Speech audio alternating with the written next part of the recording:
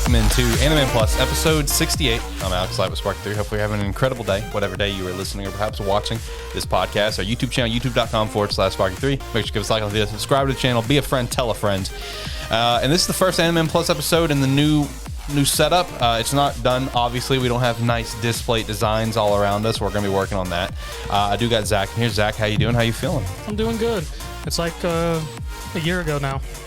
It really is. Because at that time we were resetting up another pod at the time. That is true. When we set up the initial studio over at the other place, it's a work in progress. But you know, I gotta say, one massive plus for this, and we've talked about it personally. I talked about it on Terra Football Show. Is the lighting is fantastic. Like, we have no actual lights. Like, normally we'd have like ring lights to give us a little bit more glow, but the lighting is incredible. Like, this is incredible. So that's a massive plus we got going for us.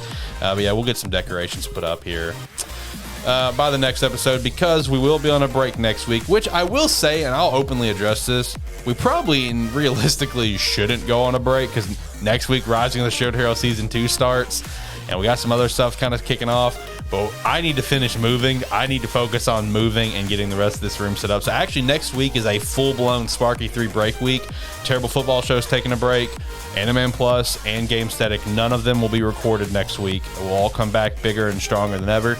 And whenever we do come back with Anime Plus for episode 69, we'll have some new visuals for you for the show. It's going to look real sharp. Our video is going to take it to a whole new level, essentially. We got some dope ass stuff. Looking forward to showing you guys in that. Also be some new merch designs, I suppose. We'll probably launch a promo code for that. We may launch a promo code for the majority of April, honestly, because we got the mock drafts coming up. We got the NFL draft coming up for Terrible Football Show. So we might just have a month-long promo code. So pick up some merch. It's going to be a good time to get some, as well as go check out our website, sparky3.com, so you can sign up for free or sign up for $5 a month, up to you. No big deal, though, but sign up for free at the very least is what we ask for. And then, of course, with the merch store, sparky3shop.com, join the Discord, link down in the description below. Go follow us at Twitter at Animan Podcast, as well. Go check out the other shows, Game Static, Terrible Football Show, and talking about movies and stuff, which we'll be having some episodes coming out soon, because you and John got whatever you guys are doing. I started watching Moon Knight yesterday. That's good. Looking forward to chatting about that. I'm going to see Sonic the Hedgehog next week on Wednesday. Is that next week? Yeah. And it's a 2-day early screening, which is different. Normally it's only the day before. You know what I mean? Yeah. So when I was checking for ticket times and stuff, and I saw Wednesday, I'm like, Nani? And I was like, well, I'm buying that immediately. I got to go see this movie as soon as possible. Going to the tavern. It's going to be a great time. I'm very excited. I cannot wait to talk about the greatest movie of 2022 and perhaps the greatest movie in the history of cinema. It's going to be a great time. I'm pumped. There's a lot of cinephiles who would be ready to argue about that, why it's never going to be the best movie ever. Well, that's fine, because their opinion is wrong and my opinion is right, and that's all that matters. Anyway, for today's episode of Anime Plus, we're not back in full form yet doing anime reviews. We may chat about a few things depending on what Zach got around to watching. Did you get around to watching anything? Nah, really, no. Because we had like all of our wrap-ups this week, right? Yeah, anything that hadn't wrapped up. And I was wrong about Yasuhime.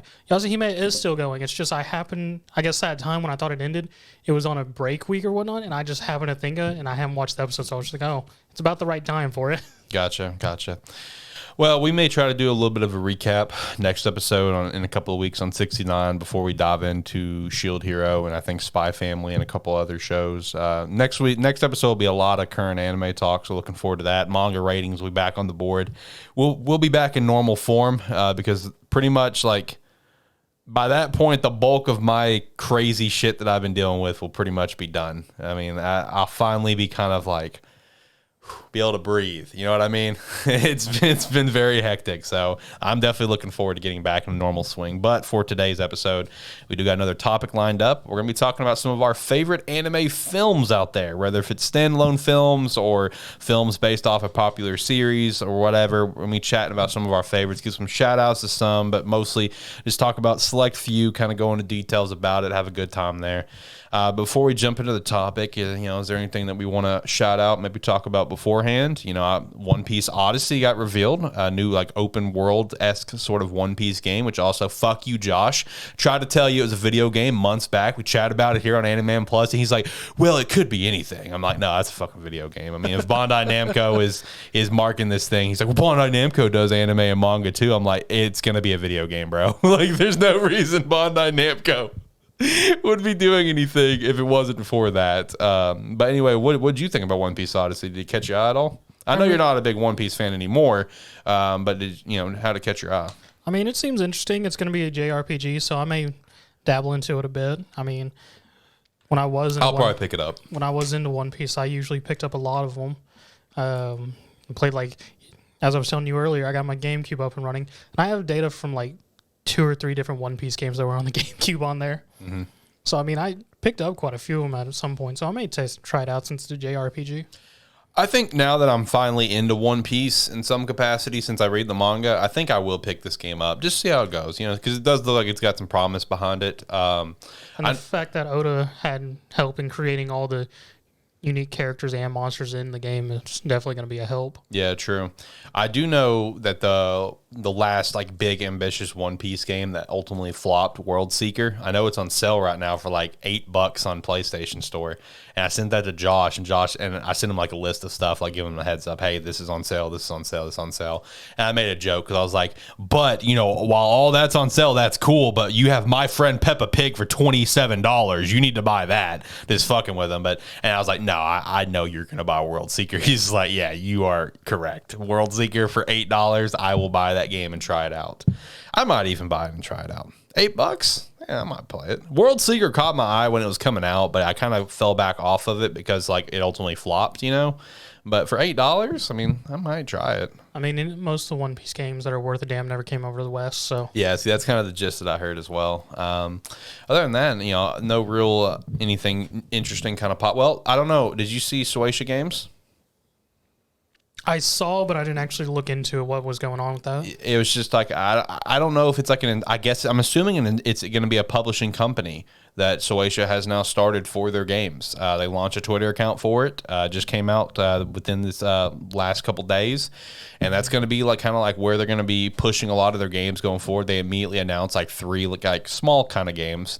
And they also said another title is set to be announced in the near future. But I guess it's going to be like the center point for all of their Weekly Shonen Jump series video games to come out. So something to keep an eye on there. I mean, that'll be interesting to see what comes out of that. I mean, we're still waiting for TACOP. Yeah, we're still waiting for TACOP at some point. Still signed up for early. We're still just signed up to whenever it comes, eventually. Sooner or later, maybe. If it doesn't get canceled. I mean, I don't know. They keep releasing illustration books or art books, like almost like 2 a month. Right. I mean, I hope the game comes out sometime soon. I'm looking forward to trying it out. Looks like a good time. Other than that, I can't think of anything else to really shout out. I mean, if we're talking chapters, I guess shout out to One Piece. One Piece obviously had a massive chapter for the franchise. It's Luffy is full blown become a cartoon character at this point. So that's pretty nice. I won't go into a lot of details, even though the anime is not far behind where it is. Yeah. I won't go into a lot of details for the anime only viewers. But Luffy's become a full blown cartoon character, and I thought that was hysterical. Josh was over the moon about this chapter. Naturally, My Hero was okay. It was all right. 7 Deadly Sins, though, I did catch up to that this week. Oh, 4 nights. Well, we finally got our former pro tag has now finally entered the picture. We finally have now seen Meliodas, so that's cool. Meliodas and Percival have now met. You get to see Meliodas' son as well, Tristan, for the first time in this series. So, I mean, there's some shit happening. There is some shit. The 4 knights are being gathered right now. 3 of the 4 have been gathered. The 4th one apparently ran.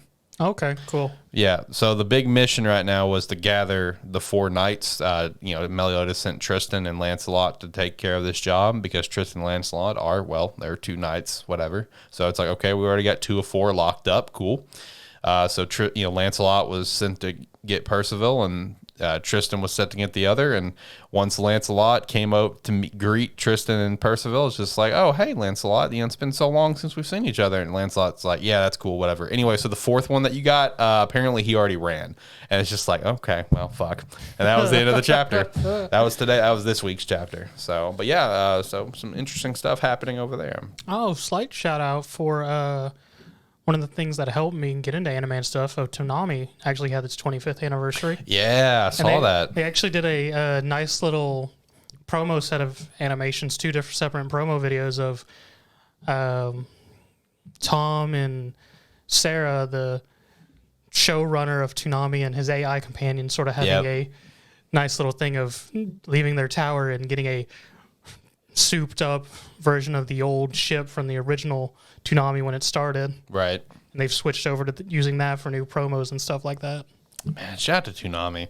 It is a bummer, though, that Toonami has just been, like, shoved to the side, and it's just, like, a very late-night Saturday thing on Adult Swim. Yeah. Like, that is kind of depressing. Like, I wish that we had, like, a Toonami like it was back in the day where it was, like, in decent hours at nighttime at the very least, if not that in the afternoons, because it was afternoons. Yeah, it didn't start in the afternoons. Yeah, every day. It was sort of my starting of anime where I would watch... anime every afternoon after school. Pretty much, I watched, like, Code Lyoko. Love Code Lyoko. Inuyasha from time to time. Shoot, there was a couple other ones I can't think of. I think Bebop was on there for a bit. Yeah. Dang, it's been so long. I don't remember what all was on Toonami, but I mean, that's sort of what helped me get into.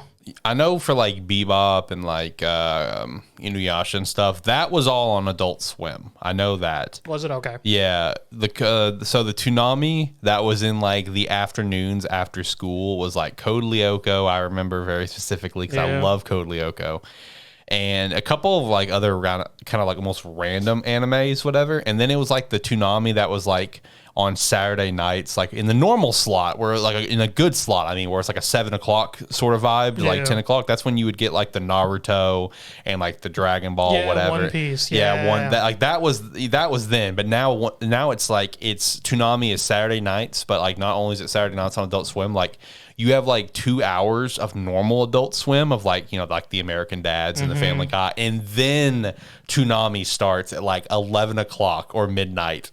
Like it's so obscure. Yeah, it's such an obscure time to start doing anime, and it's just like, oh, come on, man. So it is cool that they celebrate its 25th. It's kind of a bummer with where it's currently at in today's. Yeah, where it's been pushed into viewing. Because I mean, I know a lot of people, at least around our age, really started watching it through Toonami because it was sort of just on there on Cartoon Network when you got home after school, and it's like, oh, what is these real interesting cartoons? Exactly. Hey, man, if Toonami wants to survive, they need to get 86 dub over there. Bring 86, to more televised audience. Everyone needs to experience 86. As much as you want to push 86, I highly doubt Cartoon Network and Toonami is going to get a license for that. Hey, you never know. You never know. I've seen them get some random shows I didn't think they would get. If I could shout one out right now, I would, but I'm drawing a blank. But they have picked up some. I have noticed. I'm being dead ass serious. Within like the last couple of years, I have seen like stuff pop up. It's like, oh, this show is starting on Toonami like next week, and I'm like, that's okay. I didn't expect they would have got that, but okay, that's cool. Yeah, like they're getting Gundam Wing remastered.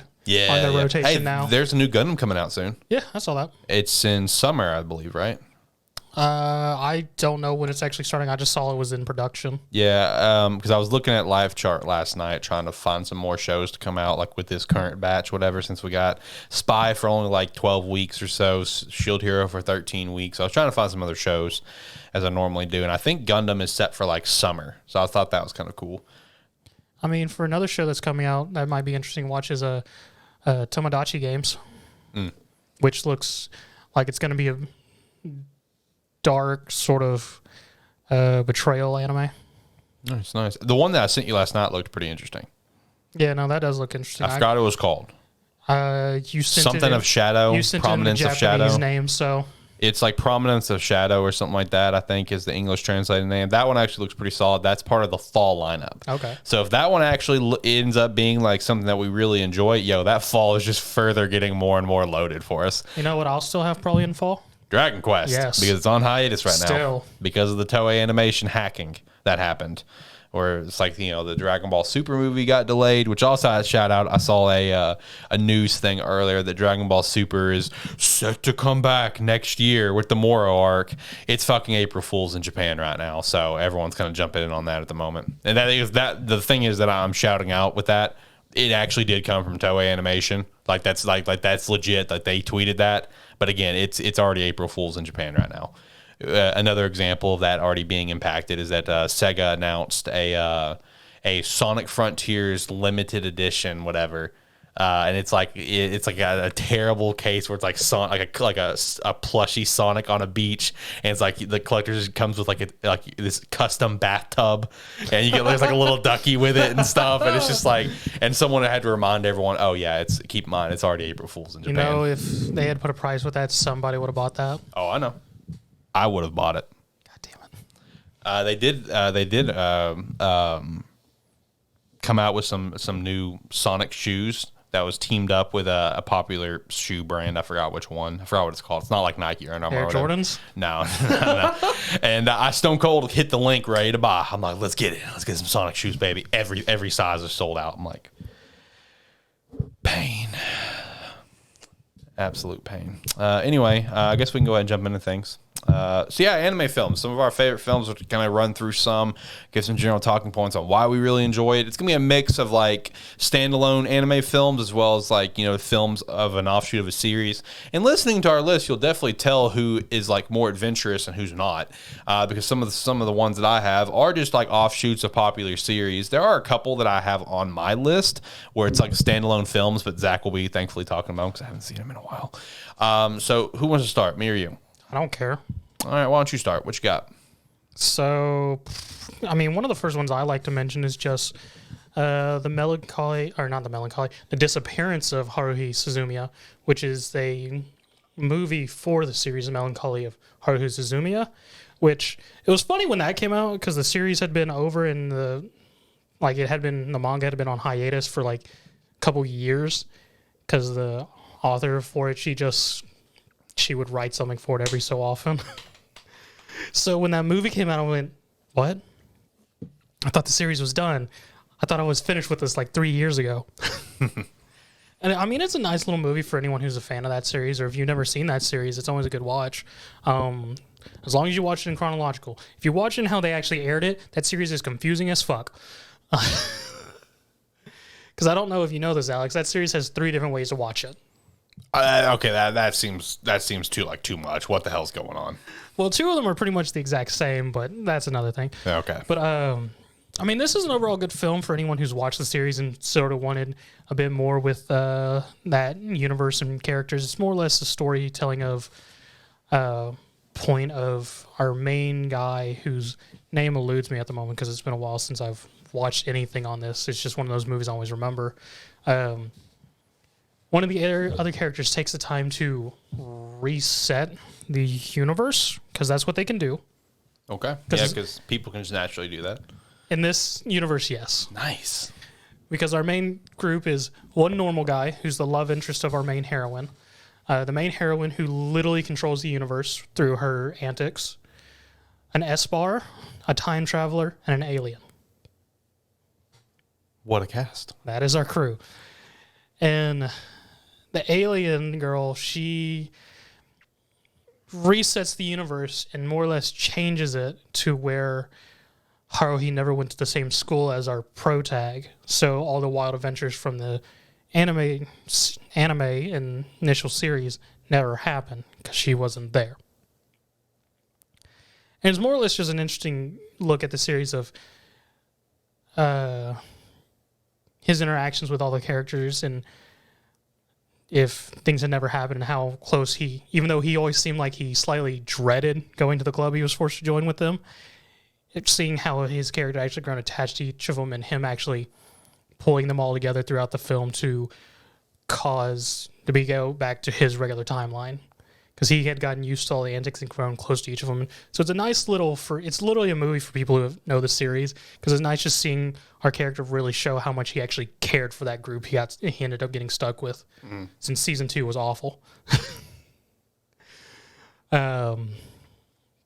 I mean, it's just one of my favorite movies, just for a continuation of a series, and just sort of giving us more for a series that sort of ended at the time on a very low note in my mind, with how the second season went, of having a 12 episode season and 8 of the episodes was the same goddamn thing.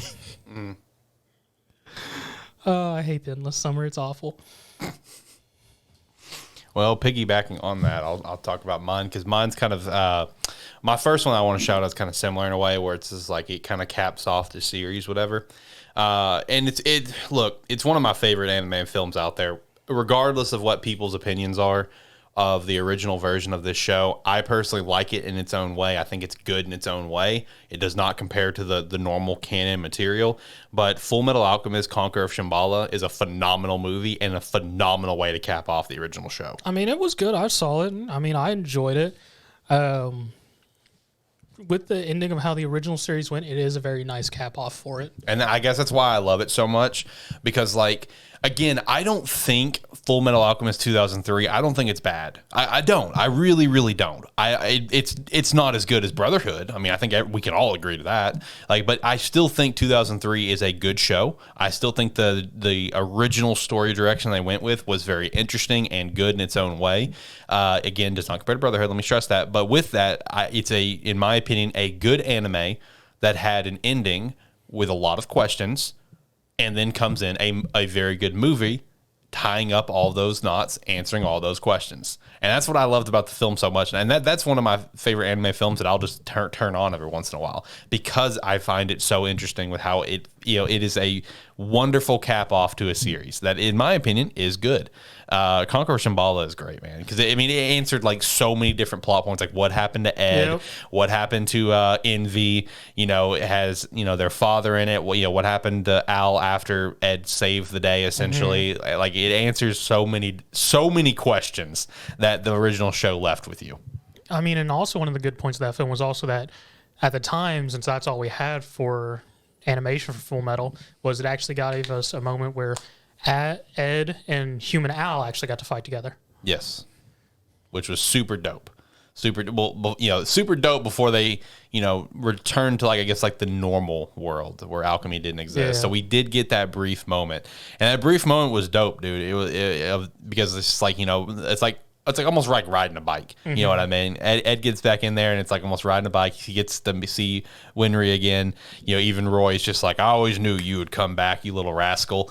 Like, it was just an overall dope moment, bro. Like, I mean, I really genuinely enjoy that film. And it's like, if there are people watching that are big fans of Full Metal, but like you just never watched the original show because maybe other people, who have turned you away, where it's just like, oh, you're interested in Full Metal, well, just go watch Brotherhood. Don't watch the original. I say don't listen to those opinions. Watch the original. I do think it's good, because I will say this about the original as well. The first 20 episodes are unfucking believable. I mean, the first 20 episodes are pretty much, for the most part, canon. Yeah, that's all canon and detailed. It's so stupidly and much darker than Brotherhood. Because Brotherhood goes over that just because there was that 2003 series, and people got to remember which the original FMA, that was running before the manga was even close to being done. Yep. So it actually outpaced the manga. That's why they ended up having to go their own route.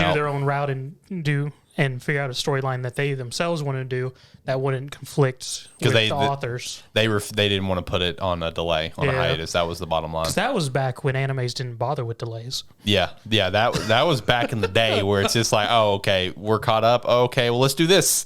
That's how we got so much filler in this particular show, and in like Naruto. It's like they didn't stop. Like, it's a different ball game today. But no, Conqueror Shambhala, great film. I highly recommend it, especially if you're a Full Metal fan.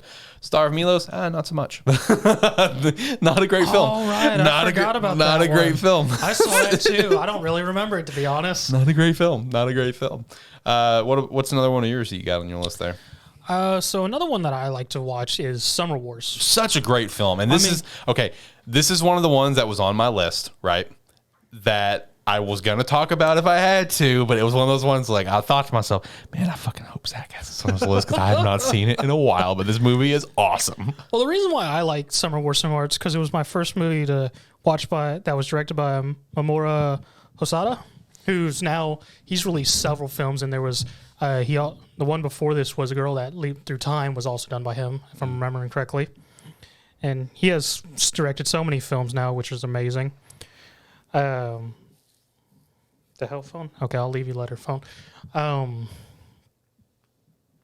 mean, it was just an overall film and every good things because originally when I watched it, I thought it was a Studio Ghibli film just because of the style, only to discover that That's fair. it wasn't. That's kind of how I felt when John showed it to me because that was where I first watched it. John made me sit down and watch it. He literally, like, when I came over to hang out, I thought we were about to go get food, and he's just like, no, you're going to sit down, you're going to watch this film. And I'm like, Yeah, okay. because I think me and John, we both found it at the same time and watched it. Yeah. And me and him really both enjoyed it because, like, because after that, I've collected pretty much just all his new movies. I just realized on my phone is he apparently released a new one in 2021 I don't have now. Ooh. That he directed and stuff like that. I mean, it's just, and here's the thing about it. This is one of his early films, so it's definitely not the best. Like, if you watch some of his more current ones, they are top notch. But this one, like, I go back to it and watch and I go, I don't know why I enjoy this film, but I enjoy it. Because when I really started watching, I go, kid gets dragged to his senpai's family reunion to more or less be a lapdog. This is some very influential family in the countryside who has a very big family and whatnot.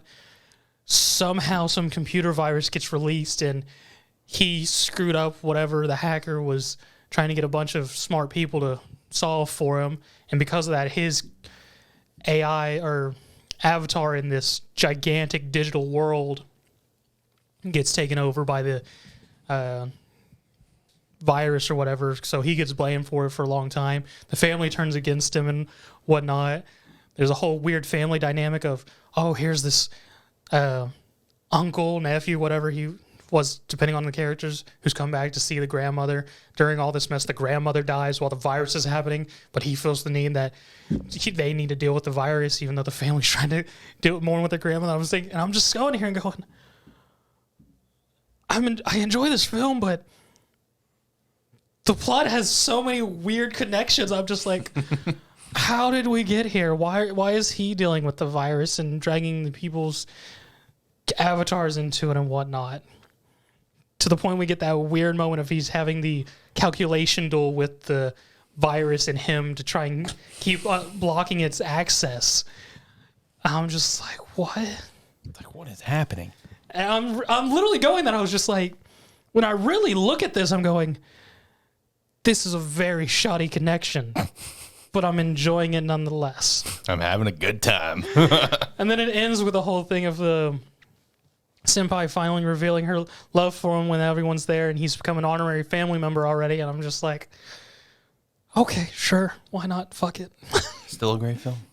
And then, like, the youngest kid of the family, he's also like the top person who, at the time attacks or whatever they call it, he's used some bunny avatar and he's the best fighter and he gets dragged into it naturally. King Cosmo. Yeah, and I'm just like, all right, cool, plot points, overall good film.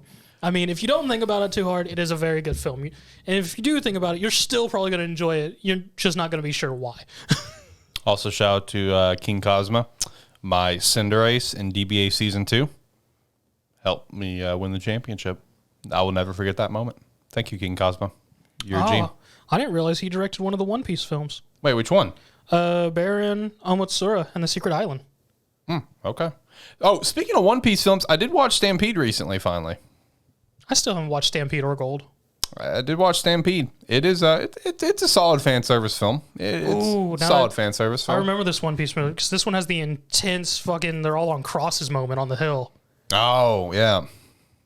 Now I realize why I like this one the much of the early One Piece films. That one was done very well. Right. No, Stampede was solid, though. It was solid. It was ultimately just big fan service, as pretty much most of those movies kind of are, you know? But I will say, it is really funny because, you know, Christina is the one that's always hyped this film up to me because, like, of the characters that she enjoys in One Piece. One Piece is her favorite anime, just for context for people listening.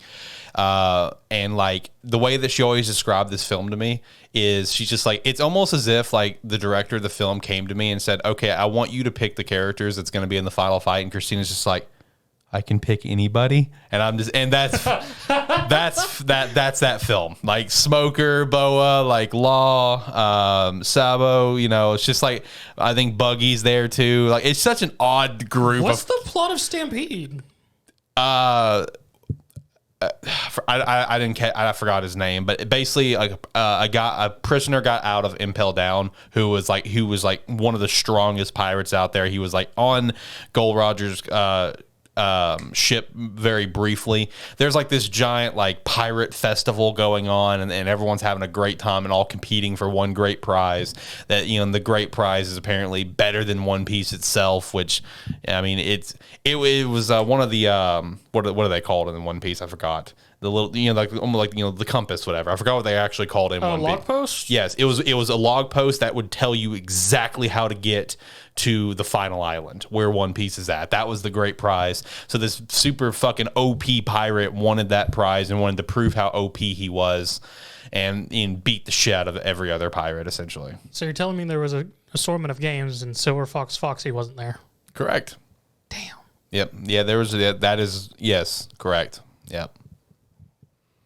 It was a good movie though. Yeah, I had a good time watching it. That's all that matters. Yeah, it was fun. But the next one for me, which I'll kind of segue a little bit off Summer Wars, because like I've seen some. Don't call me out too much here. I'm not the one saying this, okay? I'm just saying what I've seen some people compare to. Is one of my favorite films, and this is legitimately one that I will turn on and rewatch every once in a while, is the first Digimon movie. Also done by the same director of Summer Wars. That's why there are some comparisons. Thank you. I didn't know that. Yeah, no, I just looked up. He did all the Digimon movies. Shout out. The Digimon movies, I'll be honest, are hit or miss. Like the Tamers one was meh. Okay, I take that back. He did like the first like 3 or 4 Digimon movies. The Frontier movie was also meh, which sucks. I really loved Frontiers. But the OG movie, which was actually in Japan, it was 2 different movies. Yes. But for us over here, it was one film. It was one film, and it was awesome. It was awesome. Actually, no, hang on. Was it one film or was it actually 3 films? Because I can't remember. Because like the first part. No, you're right. It was actually 3 different films for us. It was just pieced together weirdly, because it was like the first reveal of why the original Digidestineds were chosen to Digidestineds. Yeah, because it was focused on little kid Tai and little kid Kari, and then there was the gigantic Greymon that's much bigger than what he actually should be. Fought in the middle of the city. Yes. Everyone's apartments, and nobody woke up but these kids. Yes, and then it had the next part, which is like the best part of the movie, which was the future versions of them after their adventures and them dealing with Summer Wars, which similar to Summer Wars in a digital universe where their Digimon have contacted me and they're using them through the internet to fight this virus thing. Diaboromon. I always remember the ending just because of that dumb microwave. Oh yeah. And then after all that, we have the Adventure 2 team. Yes. Dude, that movie's great. I don't care what anyone says. There's a lot going on. There is, but that movie's awesome. But that was a very good film. Great soundtrack too. Yes. But no, seriously, that movie is awesome. If you're a Digimon fan and for some reason you've never seen that film, what the fuck are you doing? That movie was in theaters for us, bro. I saw that thing in theaters. So did I. Dude, that movie was legit. I loved the Digimon movie. I need to buy it on Blu-ray or something. Is it on Blu-ray? I'm Googling it right probably. now. I have it on VHS. See, I do too, somewhere. I need to pick up this film, bro. Dude, no, seriously, this film was legit. Like the first part with, you know, where it's like the giant city fight, the Godzilla fight, essentially, like that was dope. But like then the next part where like War Greymon and Metal Garurumon got their shit wrecked, and Tai and Matt basically go into the computer and create Omnimon. Omnimon wrecks shit with a badass soundtrack going with it, bro. That movie was so hype. And then the Golden Digi-Eggs, you know, for the part 2 team, which I always thought was really random that the ultimate form of Terriermon got a golden form. I always thought that was really random. Rapidmon. Yeah. Which, I mean, I guess I can get it because I think Terriermon was awesome. I mean, I know I love Terriermon. I just thought it was always random that the ultimate form, you know, of Terriermon got, you know, the golden form, whatever. Because it's like in Veemon's case, for example, like he got an entirely new form for it.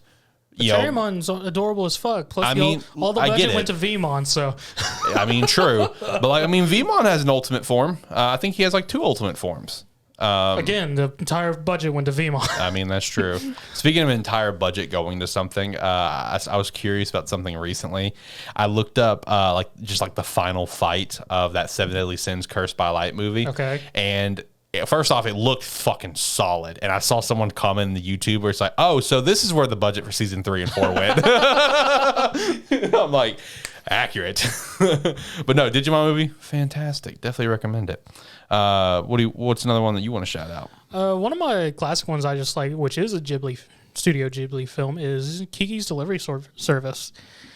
Good one. It is a very good film, and I mean, literally for me, it's just literally nostalgia because like there wasn't a whole lot of anime films that played on just regular TV for me when I was younger. But Studio Ghibli films would pop up, and Kiki's Delivery Service was one that if I saw it, I would stop what I was doing and watch it. Didn't matter what was going on, I would watch it. And that's really all there is to it. It's just, for me, it's just a big old nostalgia film. I honestly couldn't really tell you anything deep about the plots or anything. It's just like, ooh, Kiki's Delivery Service. Watch. Ooh, yep, turning that on. And it does look like it's on Blu-ray. The Digimon movie. I would not be surprised by that. I'd be more surprised if it wasn't. Dude, love me some Digimon. But no, Kiki's Delivery Service, you're right. It's nostalgia. That's all it is. That's what a lot of Studio Ghibli films are. I mean, like Spirited Away, of course. That's a classic that scarred a lot of children, myself included, at the time. Not anymore. That one's just one of those nostalgia trips. Same thing with Princess Mononoke. Is it Mononoke? Mononoke. Howl's Moving Castle. Like all those are just like classic, like nostalgia films. So that's what Studio Ghibli kind of. My Neighbor Cat Bus. My one interaction with that film is that story I told you earlier. So like my Neighbor Totoro is like one of the only ones that I haven't actually watched all the way through.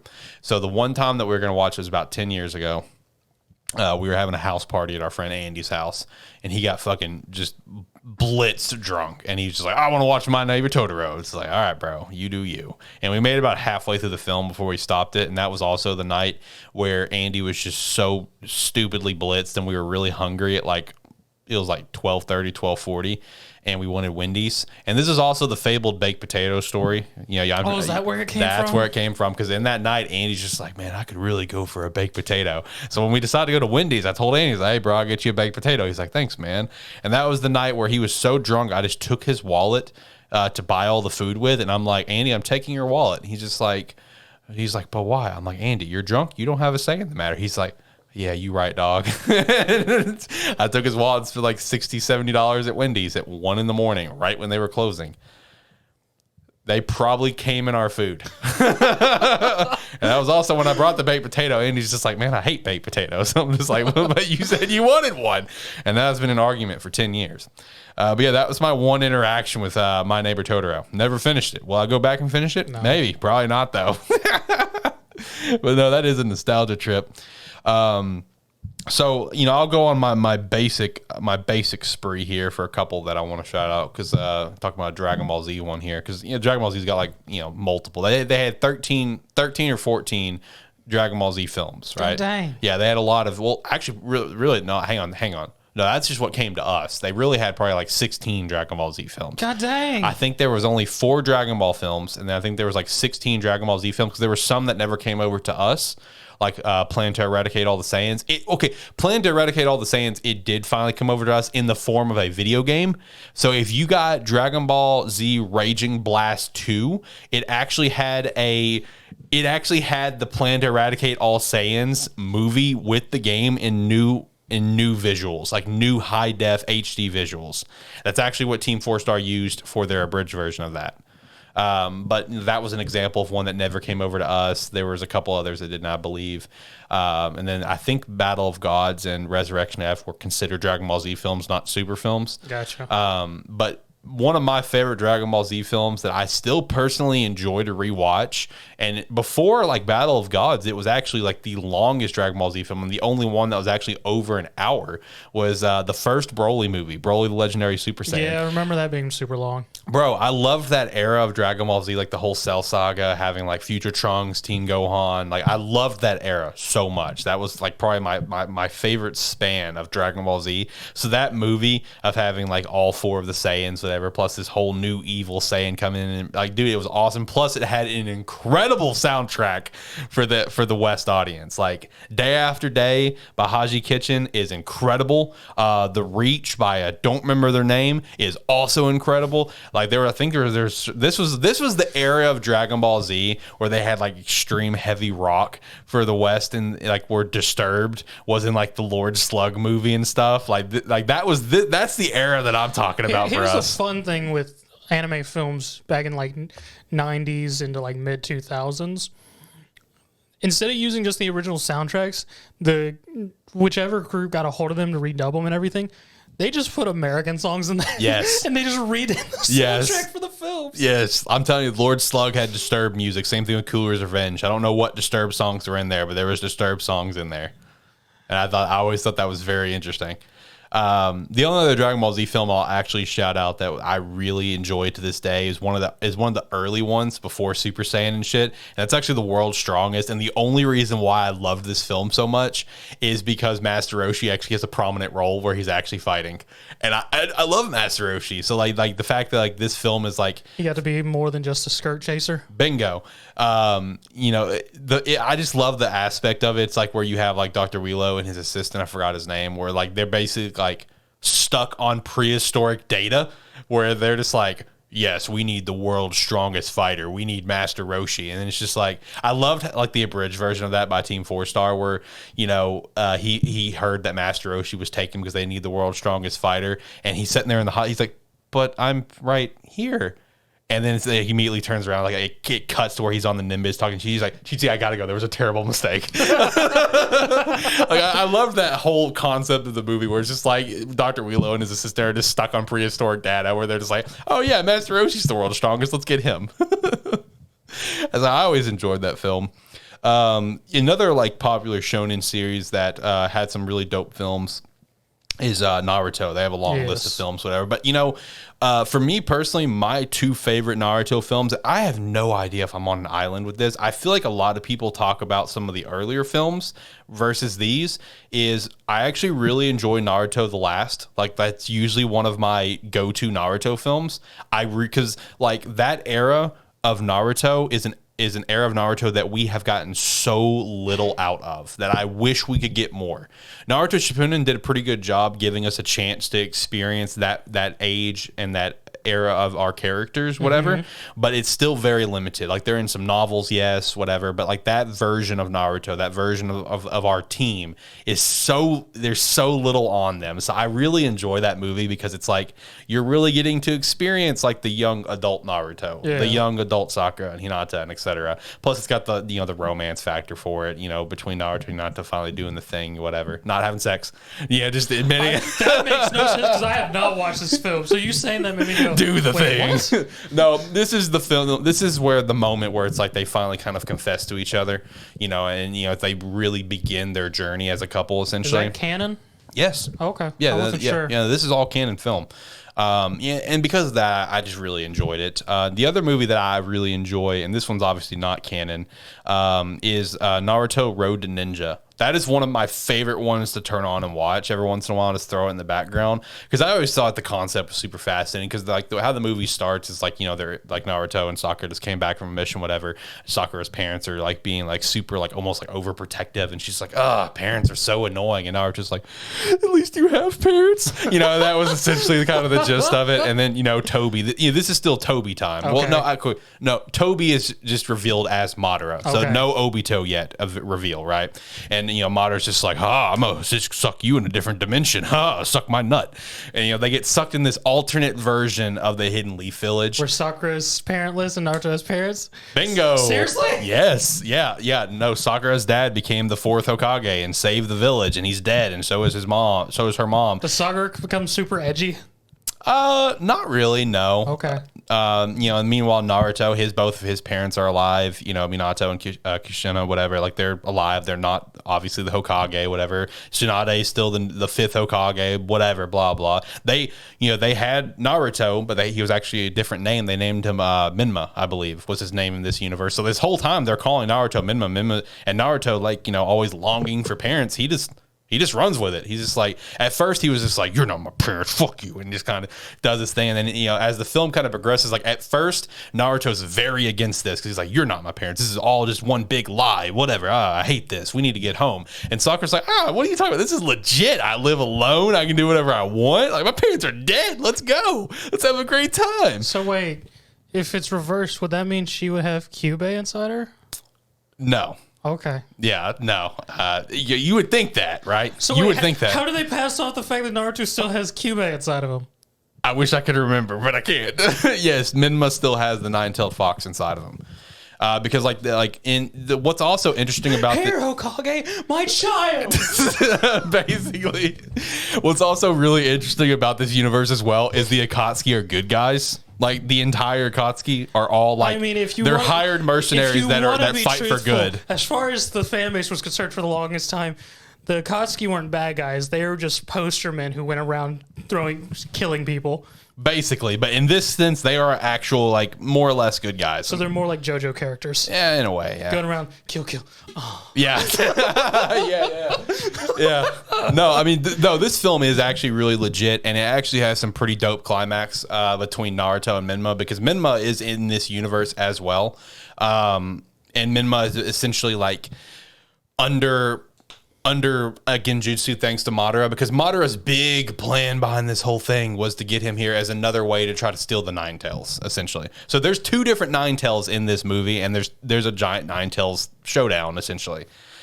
Look, man, listen, it's your traditional anime film, right? It's going to have all the tropes in it, whatever. It's just a really fun movie, and I always just enjoyed the fascinating swap of lives, whatever. Okay. Because, again, at first, like, Sakura's all for this. She's like, oh, fuck yeah, I get to live my life however I want. Naruto's very against it, and then Naruto gets very on board with it because he's never experienced this. Meanwhile, Sakura starts to long for her parents again, so Naruto wants to end up staying, and Sakura's like, I want to go home. I miss my mom and dad. Was Sakura also still somehow Tsunade's apprentice? I don't remember about that part. Okay. Yeah, I don't remember. Because did you go to Tsunade like, Tsunade, I heard Trey, who the hell are you? Oh, also in this alternate universe, Sasuke is in the village as well, and he's just like, he's not edgy at all. He's like a hard ladies man. Which is hysterical, because like when you first meet Sasuke, he's like hitting on a bunch of chicks, whatever. He's like a hard lady. Then he's like, comes Sakura, he's like, Sakura, I've always loved you. Does that mean the Uchiha clan's not dead? Correct. It's a very interesting twist in the universe. Revolt? Nope. It's a very interesting universe, bro. You know, sometimes I wish that they released like a JRPG Naruto game and just start you back from the freaking beginnings and just let you make decisions and see how the world changes. Right. No, I mean, dude, like I said, it's a traditional anime film. You know what I mean? It's gonna have all the bullshit tropes that make no fucking sense, that should not make sense. You know what I mean? Like, that's what it is. But it's a very fun film. If you're a Naruto fan, I definitely recommend checking it out. Just turn it on in the background, have a good time, because you will have a good time with that film. What's another one that you had on your list? Another anime film that I really like that's really undershot, that people don't even know exists, or at least as far as I'm aware, because most people I talk to have no idea what this is. It's called Red Line, which is it's literally just a standalone film, has no other sort of context with it. It's a racing film, more or less a futuristic galactic race where it's not flying vehicles, they're all land vehicles, so it's a bunch of aliens and whatnot doing this, more or less a cross-continental, essentially, race, just it's planets. Mm-hmm. And sort of similar to Summer Wars. If I really look into it, I go, what the fuck is this story? Why am I enjoying this? Right. Because it just focuses on sort of main two characters, them racing and whatnot, because, like, the film starts in the middle of the first race of this, and where our MC, he has this souped up Charger vehicle, and he throws in some like alien nitrous crystal in his engine, and just wins the first leg of the race. Like, yeah, and everything, and he slowly ends up having a romantic with the sort of lead female racer and whatnot. And here's the also weird thing is that when people crash and whatnot, some of the racers are dying, and they just sort of leave, oh, that's just part of the sport, we'll leave it be, carry on. Nah, don't worry about it. And, I mean, overall, it's a good, enjoyable film. It's just a nice joyride film. It does sort of end with a weird, a weird ending that I was always. Wouldn't it be a technicality where those two end up, for some reason, in the same vehicle? I don't quite remember why. One of their vehicles go down. He picks her up. She's riding with him. So now instead of being separate racers, they're now part of the same team now since they're in the same vehicle. And they win, but how they win is by him more or less causing the vehicle to overcharge. And when they cross the finish line, the vehicle's completely gone. It's literally disintegrated. But somehow they're fine, and they cross the line before the head rival crossed the line, and they just naturally stopped. Like, yeah, you win. Congratulations. They kiss, and the screen just sort of goes away. And I'm just like, but they had no vehicle. I mean, it's nice they had their little happy ending there, but they had no vehicle. It's literally just one of those random films I found on one of the old websites. Analinks. I don't You remember Analinks? I do remember Analinks. I love that random button. I saw some random ass shit. Save Me Lollipop was one of the only ones that I remember. Yo, you know what Save Me? All right. There was also some other show that Analinks gave me, because this, me and Brady, we were on Xbox Live one night on 360 days, whatever, and we were just going through Analinks, hitting random and just watching the first episode of these shows. And there was some random one, like something Snow Fairy, and all I remember from this show is like when the episode starts, this girl's like in a dream and she's like laying down in the snow. It's, snow flurries are coming down, and she just opens her eyes. There's a piano in the sky, then it just falls down and hits her. See, you watched one episode. I watched whole series like that. Yeah, that's fair. I did not watch all of Save Me Lollipop. We watched like 3 episodes of Save Me Lollipop, though. Why not? We stopped that one kind of quick. It was kind of funny, though. It was. It's like, you have a squishy butt or whatever it was. Yeah, but no, it was just one of those random films I saw, and just one day searching for anime, I just saw Red Line on the case and went, yes. I was just like, this was a good film. Then I rewatched it and went, this is still a good film, but I don't know why. I got a film that's not good. What's that? But I'll still shout it out because it's just a meme. That's the Sonic 1996 film. Was there a film then? Yes, and that's why I wanted to shout it out, because I feel like a lot of people won't know about this, especially with how the Sonic movies currently have kind of captivated the Sonic fandom. But yes, there was a movie in animated. Yes, okay. In 1996, it was like an OVA over in Japan, or like 2 different OVAs in Japan that just got merged into a movie or something like that. And it was not a good film. Let me stress this. Let me stress that the voice acting for the dub is atrocious. Like, it is bad. Well, considering how the Sonic morning cartoons voice acting was, I mean, it was sort of standardized. Yeah, it was a bad film. But it was enjoyable in some capacity if you're a Sonic fan, because like the big aspect of the film is like Sonic versus Metal Sonic. Like, this was like the birth of Metal Sonic, essentially. Gotcha. And what I love about the film so much, especially looking back on it now as an adult, especially after one particular movie has come out since then, that particular movie being Star Wars Episode 3, Revenge of the Sith, Sonic 1996 had like that Star Wars moment with the lava before Star Wars. Because like the fight ended in a volcano and Metal Sonic's just being burned, and he's slowly just kind of crawling up, and Sonic's trying to say, he's like, give me your hand, and so Metal Sonic's reaching out, and Knuckles is like, no, Sonic, don't, he's gonna pull you in, and Metal Sonic just like slaps his hand away, and then as the lava is like engulfing Metal Sonic's just like, there can only be one Sonic, and then he just gets going lava. But this is like the fact that the lava bit happened. I just happened to watch this the other day. That's why I'm able to quote it so exactly. I was watching this. I'm just like, damn, this is legit like Star Wars for Star Wars. I now need a side-by-side comparison video. I swear, bro. No, it was not a good film, but it was enjoyable too. I just remember finding it on VHS at Hastings one day and just renting my grandpa rent it for me. Yeah, it was good times. It was good times, man. Other films that I will just shout out, but won't really like dive a lot into is like, the first Yu-Gi-Oh film was super dope, especially since I went to theaters, and that was like such an awesome moment as a kid. Is going to see Pyramid of Light. 2 out of 4 cards. Yeah, basically.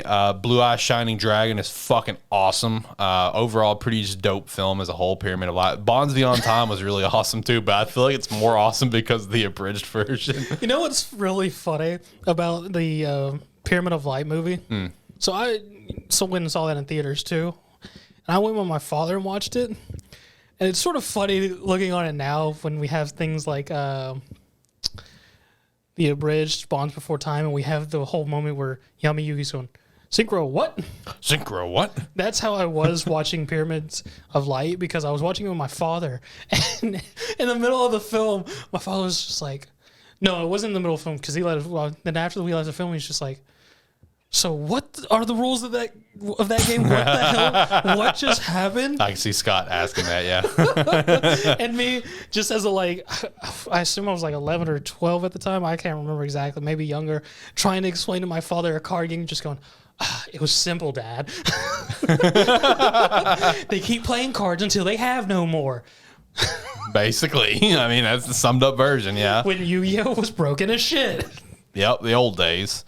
But yeah, Bonds Beyond Time was solid. Enjoyed that nice crossover of Jaden and Yusei and Yugi. Like I said, the abridged version makes the film a lot better. Love the abridged version. The abridged version is fucking incredible. Talking about some Pokemon films, like the first 3 is really the golden age for me. Yeah, I watched 3 in 2000 a lot. Yeah, I agree. 3 was always my favorite. 3, I loved the shit out of 3, and I guess the big reason is like the return of Charizard, whatever. Yeah. It's such a fucking hype moment. Like, dude, my blood was pumping. But Ash is in danger.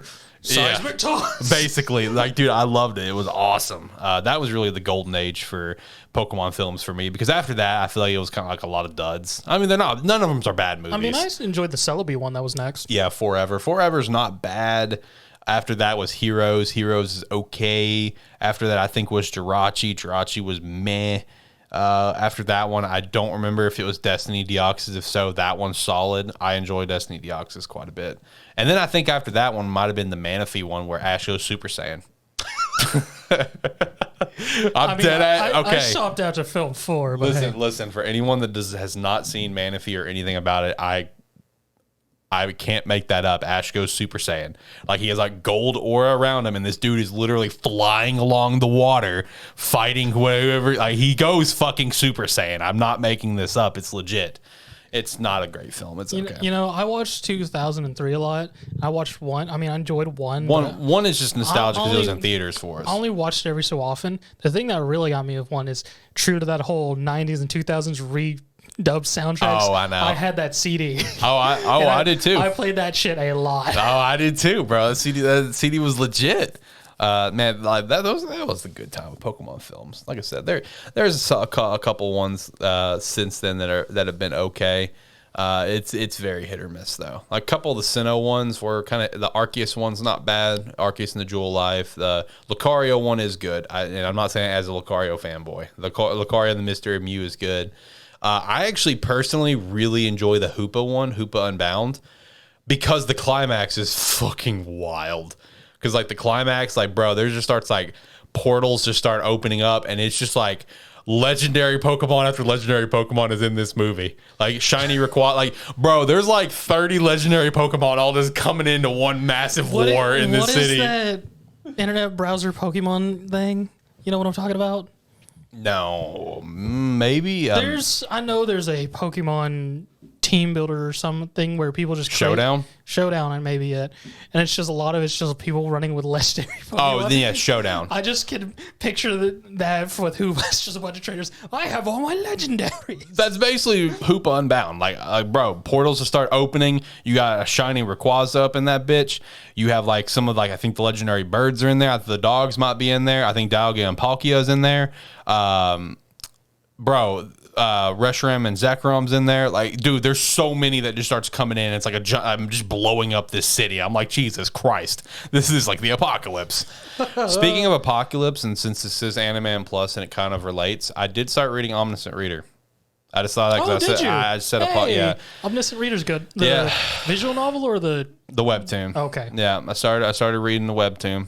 Started that last night. I need to actually see where the webtoon is, and I need to finish reading the visual novel.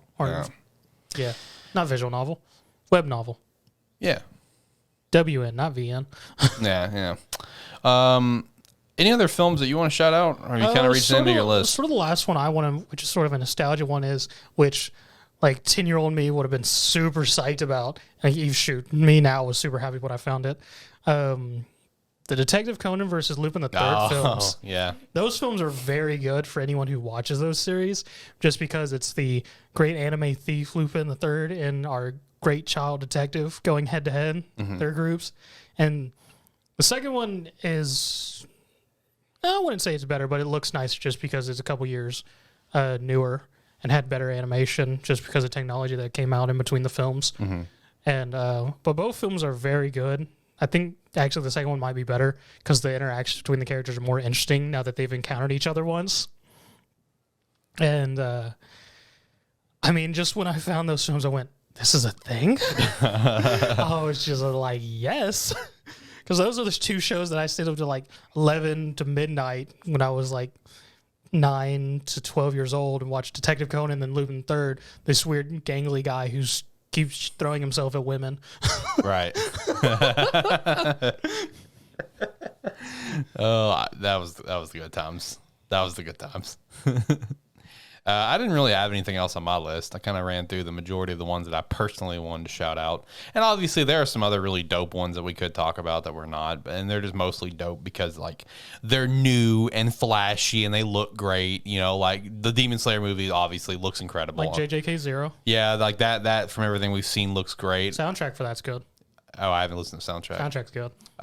Heroes Rising, I personally really enjoy. I still get to see World Heroes Mission of My Hero movies. I enjoy the fuck out of Heroes Rising, but like, you know, the Broly movie for Dragon Ball Super, stupidly good animated, you know. Like, I mean, that's just general stuff to shout out. Like, because they just look pretty, you know. Like, they're supposed to. That's the thing. But, you know, I kind of ran through the majority of the ones that I personally really enjoy where I, like, actually will actively go out of my way to rewatch it, essentially. So with that said, I feel like we can probably start go ahead and wrapping up because I've had pizza on my brain this entire podcast. Thanks. Did you order that like pizza? I did not yet, but I am gonna probably order some Lou Malnati's and ship it to me across the country because boy do I love me some Lou Malnati's, and the fact that I can ship it makes me very happy and horny. But that's a different story. Alrighty then. All right, well, I'll hit the music note, and we'll get out of here. Like, comment, subscribe, rate, whatever your platform allows. It does help us. If you like what's going on, you can hit that subscribe button. If you actually want to know when anything's popped up, you can hit the notification bell, and it'll let you know. You can do that at youtube.com/Sparky3. Thank you very much. Do everything that he said and more, and make sure to check us out on our website, Sparky3.com. Sign up for the website for free, or you can sign up for $5 a month. Up to you if you're feeling generous. We definitely appreciate that. It goes a long way. Be a friend, tell a friend. That's also a main thing. Comment down below your thoughts on any of these films that we chat about. Comment some of your favorite films, as well as go check out Sparky3shop.com. Like I said, we probably will have a month-long promo code, more or less, for April, because we're going to have like our new soft rebrand is what I'll call it for Animan Plus, starting with episode 69, and then we also have the NFL draft stuff. We're planning a live stream for a Terrible Football Show. Hey, that'll be fun. Yep, for day one of the draft, first round, we're gonna do a live stream. So, but since we got two kind of big things happening at the same time in April, I may just put out one general like promo code that will last all month long, 25% off, maybe 30% off. We'll see. Pick up your latest merch, latest designs for Animan Plus. We'd appreciate that for sure. Make sure to join the Discord, link down in the description below. Follow us on Twitter, check out the other shows. And again, we will be on a break next week. Every show will be on a break next week, so I can finish getting the move done. We'll get this room decorated, get some new displays behind me. It'll be a great time. With that said, guys, have a great day. See you next time. Bye.